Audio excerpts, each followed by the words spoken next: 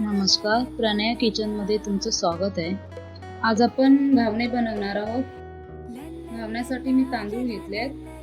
हे आता आपण धुवून घेऊया स्वच्छ.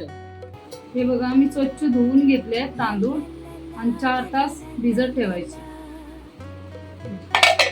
4 तास झाले. 4 तासांनी चांगले तांदूळ भिजलेले आहेत. आता आपण मिक्सरच्या भांड्यामध्ये लावून घेऊया.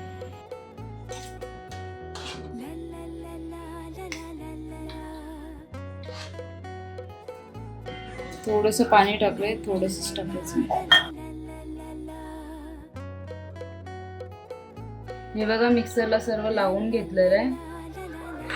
हे एवढं घट्ट झालंय, पण आपल्याला एवढं घट्ट ठेवायचं नाहीये.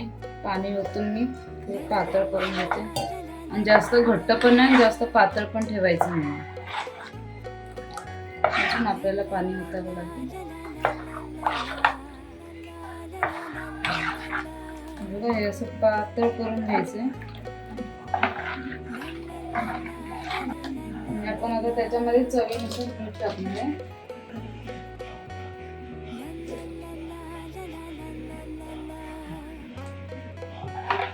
ढवळून घ्यायचं.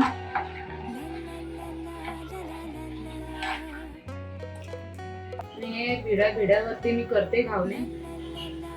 आपण पॅन पेक्षा भिड्यावरती छान चविष्ट लागतात. तेल घेतलंय मी आणि ही पारंपरिक पद्धतीने पिशी आहे नारळाची. असं तेल लावून घ्यायचं. आता आपण घावणे काढून घेऊया.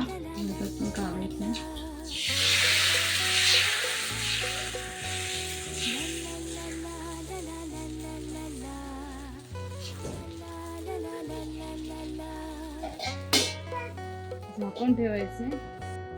2 मिनिटं झाकण असंच ठेवायचे. झाकण काढून बघूया आपण.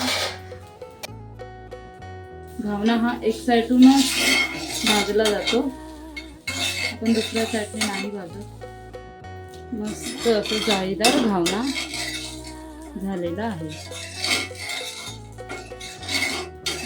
खूप सोपी पद्धत आहे आणि खायला पण खूप छान असा हा घावणा.